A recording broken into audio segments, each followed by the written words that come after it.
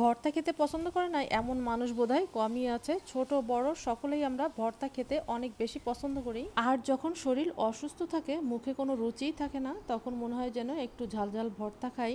আর এই জন্যই তো আজকে আপনাদের মাঝে নিয়ে এসেছি হচ্ছে ঝালের ভর্তা। এটা খেতে অনেক বেশি মজার। চলুন তাহলে আজকের ভর্তার রেসিপি দেখে নেওয়া যায়। তো ভর্তা তৈরি করার জন্য এখানে নিছি হচ্ছে আমি বেশ কতগুলো শুকনো মরিচ, আর এগুলো একটু পানিতে ভিজিয়ে নিব। এতে করে মরিচটা একটু নরমও হবে আর ভর্তাটা তৈরি করতেও ভালো হবে। এখন কড়াইতে দিলাম হচ্ছে বেশ খানিকটা সরিষার তেল, আর তেলটা গরম হয়ে গেলে তার ভিতরে দিলাম হচ্ছে রসুনের কোয়া আর হচ্ছে পেঁয়াজ কুচি।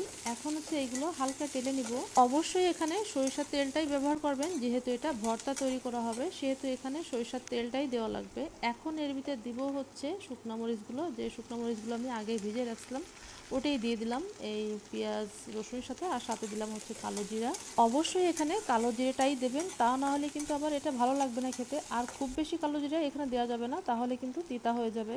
এখন এই পেঁয়াজ মরিচটা স্বাদ বাড়ানোর জন্য দিয়ে দিলাম হচ্ছে লবণ আর হচ্ছে হলুদ। এখন হচ্ছে এগুলো একটু ভেজে নিব, তবে খুব বেশি ভাজবো না, একটু নরম করেই হচ্ছে এটা ভেজে নিব, যেহেতু এটা ভর্তা তৈরি করা হবে। খুব বেশি কড়া করে ভাজতে হচ্ছে এটা আবার ভালো লাগবে না খেতে। আমি কেমন করে ভেজে নিছি আপনারা কিন্তু দেখে বুঝতে পারতেছেন, আপনার ঠিক এমন করেই হচ্ছে ভেজে নিবেন। আমি যেভাবে ভেজে নিছি পেঁয়াজ মরিচগুলো ভেজে নেওয়ার পরে এখন হচ্ছে এগুলো ব্লেন্ডার করে নিব। আপনারা চাইলে এগুলো শিলপাটায় বেটে নিতে পারেন। রান্না করার জন্য চুলায় কড়াই বসিয়ে তাতে দিলাম হচ্ছে সরিষার তেল, আর তেলটা গরম হয়ে গেলে তার ভিতরে দিলাম হচ্ছে বেশ খানিকটা পেঁয়াজ কুচি। এই ভর্তাটা তৈরি হবে পেঁয়াজ মরিচ দিয়ে, সেহেতু এখানে পেঁয়াজের পরিমাণটা একটু বেশিই দিবেন। আর যারা ঝাল খেতে কম পছন্দ করেন সেক্ষেত্রে আপনারা ঝালটা কমিয়ে বা বাড়িয়ে দিতে পারেন। যে যেমন ঝাল খেতে পছন্দ করেন সে তেমনই দিবেন।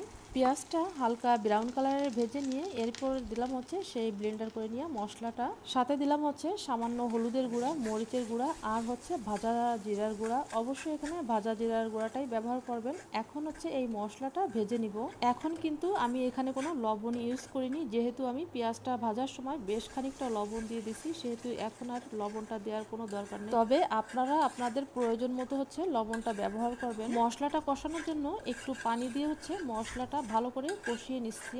আর অবশ্যই এই মশলাটা কিন্তু নাড়ার উপর রাখতে হবে, তা না হলে কিন্তু আবার তল দিয়ে লেগে যাবে, তাই আপনারা নাড়ার উপরেই রাখবেন। এই মশলাটা যখন নাড়তে নাড়তে টেনে আসবে ওই পর্যায়ে দিব হচ্ছে হাফ চামচের মতো চিনি। আর অবশ্যই এখানে চিনিটা ব্যবহার করবেন, তবে বেশি চিনি দেওয়া যাবে না, তাহলে আবার বেশি মিষ্টি হয়ে যাবে।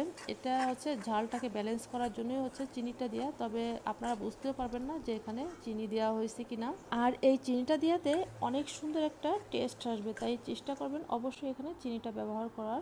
ভর্তাটা নাড়তে নাড়তে যখন তেল ফুটে যাবে তখনই বুঝতে পারবেন যে ভর্তাটা তৈরি করা হয়ে গেছে। আমার ভর্তাটা এখন পুরোপুরি কমপ্লিট হয়ে গেছে। দেখুন ভর্তাটা কতটা লোভনীয় হয়েছে, মনে হচ্ছিল যেন শুধুই খাই, এতটাই লোভনীয় হয়েছে ভর্তাটা।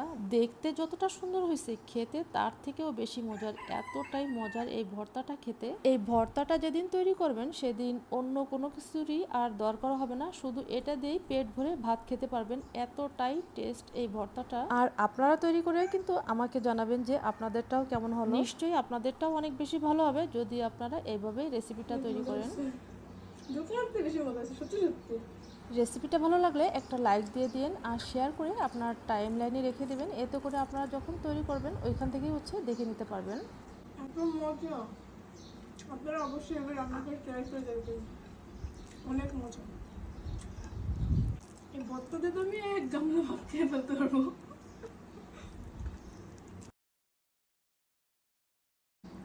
আজকের মতো বিদায় নিচ্ছি, আবারও দেখা হবে এরকম কোনো রেসিপিতে। সেই বন্ধু সবাই অনেক অনেক ভালো থাকুন, সুস্থ থাকুন, আল্লাহ হাফেজ।